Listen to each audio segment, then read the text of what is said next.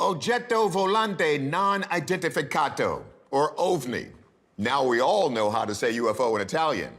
And after you see this next video, you'll never need reminding. It's January 9th, 2017, and we're in the heel of the Italian boot. At 7:38 p.m., Lucio Margiotta, a teacher at the Music Academy of Salento, records something strange in the sky. Guarda tu cellulare che sto fermo. A glowing orb appears to bob in the sky. Then it slowly expands into an elongated cigar-like shape. Si sta aprendo? And continues to expand until it forms a circular donut. Oh mio Dio, signore. The light phases or shifts from a greenish hue to white. Then the light reverts back to its original shape and color before fading away. Nah, guarda, mo adesso si è fatta di nuovo. When we look to the skies, there are certain things that we expect to see there. A really bright star, a drone, a satellite, a meteor. What we're seeing in this video doesn't look like any of those things. Lucio's video is just the latest in a millennia of strange sights over Italy. Roman myth is rife with the gods behaving in strange ways that would often resemble odd lights in the sky. The Roman historian Livy wrote of phantom ships seen gleaming in the sky. Classical paintings depict what appear to be flying saucers. And it didn't stop in the Renaissance. In October 1954, UFOs actually stopped a football game in Italy. 10,000 people witnessed some strange ships up in the sky. Then in December of 1978, the New York Times reported a rash of donut-shaped objects spotted in the skies over Italy. So we have a wide variety of Italian OVNI, and there are other accounts like this one from Oregon of lights undergoing shape and color shifts like the one Lucio reported. So what exactly is happening in the Italian skies?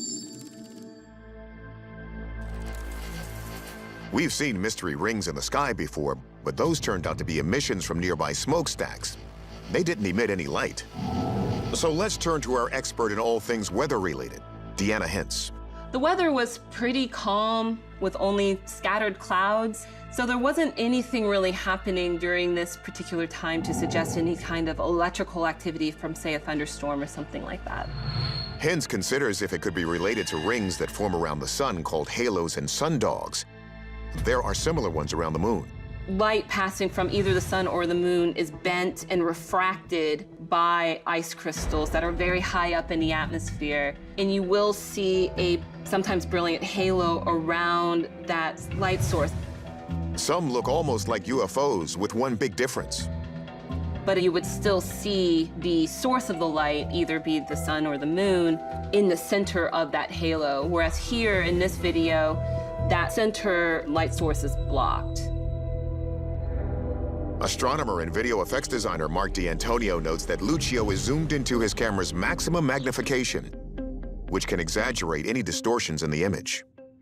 It was shot with a cell phone camera, and they're just not that good at taking nighttime photographs. The camera itself may have some junk on the lens. See, as it goes in and out of focus, okay, it's almost like there's moisture on the lens, and he's just getting some video artifacts. I mean, if there's any kind of moisture on the lens, you can actually create some really kaleidoscopic objects from your camera. But while D'Antonio says that lens issue might create the circle image and the phasing, he still can't pinpoint the original source of that light in the sky. He rules out a laser or spotlight because they would have to reflect off the clouds. And it was a clear night. Beyond that, he's stumped. I'm not saying that it's not an actual unidentified flying object. So it's a mystery. We don't know what it is exactly. There's currently no official explanation for this video from the Italian government. If the light came from a drone, a plane, or a helicopter, you would think they would have said so. So our verdict, a genuine OVNI. And in the absence of any further evidence, this object remains unidentified. November 2021. A passenger on a train speeding through the Italian countryside notices something strange outside his window and starts recording. 3 orange lights in a triangular formation floating in the air above the horizon. Let's zoom in. The lights not only appear to be orbs, but they're also glowing. The video is uploaded to social media and quickly becomes a sensation. A lot of the comments on the video obviously linked this light pattern to the typical triangular UFO, making claims that this was some sort of alien spacecraft. Journalist MJ Benaya says that kind of reaction shouldn't be surprising. Italy has a fairly rich UFO history. In the early 1950s, an entire soccer game was actually stopped in the city of Florence when a crowd of 10,000 people in the stadium looked up and saw a handful of strange oval-shaped UFOs fly over them. Even before then, a UFO crash in 1933 allegedly became the catalyst for a secret program led by one of Italy's most notorious figures. Some people believe that Mussolini, the famed Italian dictator, had a secret UFO hunting program. The idea was that in 1933, a UFO crashed in Italy, and Mussolini allegedly hired famed radio pioneer Guglielmo Marconi to figure out what this technology was and whether it could be weaponized. The Italian Center for UFO Studies documented almost 10,000 cases over a 50-year period. And we reported on some of them, including this anomalous event we investigated last year. Could this triangle be something related? We asked for our expert's opinion.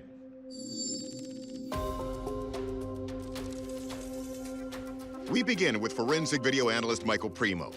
Our first question, has the footage been manipulated in any way? The lights appear to be real, at least to my naked eye when analyzing it frame by frame. But what the encoder is saying using macro block analysis is that this information in this green color is different than this information in this green color. So it's a possibility that some use of CGI was added to this recording based on the macro block analysis, but no definitive conclusions can be drawn at this time. Acknowledging that red flag, we take the video to astronomer and video effects designer Mark D'Antonio to see if this could be a plane. I don't think that this one here is an aircraft, because an airplane light of this brightness would be the landing lights, and airplanes generally have 2 landing lights, if not just 1 in some cases, not 3. Now, you could say, well, is this a stack of aircraft, one farther from the other, making a logical triangle from this perspective? But these lights look all the same brightness, and if you stack up planes like that, the furthest plane away is going to be several miles behind the first plane in the lines, will look a little bit dimmer and smaller than the one in the front. D'Antonio rules out any commercial or military aircraft, but he does believe there is a clue to the mystery in the video. If you also look carefully, when this train is moving, it passes a sign along the way. The sign is being held up by 2 legs, and this object passes in front of one of those legs. The lights don't disappear when the train passes the sign outside. D'Antonio thinks it's because this mysterious object isn't actually in front of the photographer. I think that this is a light fixture reflected in the window from one of the adjacent train seats. But when we ask science writer Mick West to study the video, he disagrees. I don't think this is a reflection. For one thing, it's the only light being reflected that you can see. If it was a train with lots of people, you would expect to see more. And when the person filming it is moving the camera, you see these bits of dirt on the window move around. But when they're moving around, there's no movement at all with this object, which means that it's not a reflection. By zooming in, Mick sees the lights are not staying in one place. I took the video and I tried stabilizing the lights on the screen so they all stay in exactly the same position.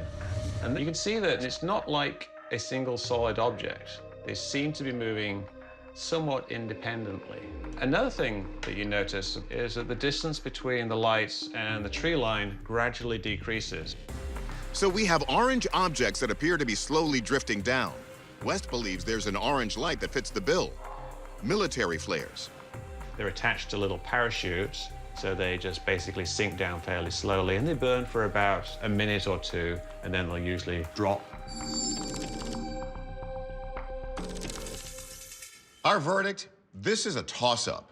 We can't explain why the lights don't pass behind the sign, but we can't call it a reflection either. We can't even say for sure it's real. The military flare theory feels right, but our experts aren't unanimous. Until we know more, we have to say this remains unidentified. December 2018, 2 German tourists are walking to the beach in the Italian port city of Catania. They're coming from a party, but it's what they see next that makes this a night to remember. The video starts with a large glowing diamond in the middle of a black sky. It then zooms out to reveal what looks like two diamond-shaped UFOs. Despite their apparent lack of flight features like wings, propellers, or means of propulsion, these diamonds seem to hang steadily in the sky as the video continues on for a whopping 6 minutes. Investigative journalist MJ Benaya says Italy is no stranger to alien visitations. In 1978, a security guard by the name of Pier Fortunato Zanfretta claimed that he saw a strange UFO object and was subsequently abducted by aliens. He agreed to go on television and to be hypnotized live in front of an audience. Solo la mia voce potrà rievocare in te, su mia precisa richiesta, i tuoi ricordi. Zanfretta even offered to take pentothal, which is known as truth serum, and he described strange encounters with triangular UFOs and alien abductions and a whole array of different sort of strange alien encounters. Now, the truth about truth serums is they've never been officially proven effective, much less ethical. But can this video of inexplicable flying objects over Italy finally prove the reality of Zanfretta's experiences? Our experts take a closer look.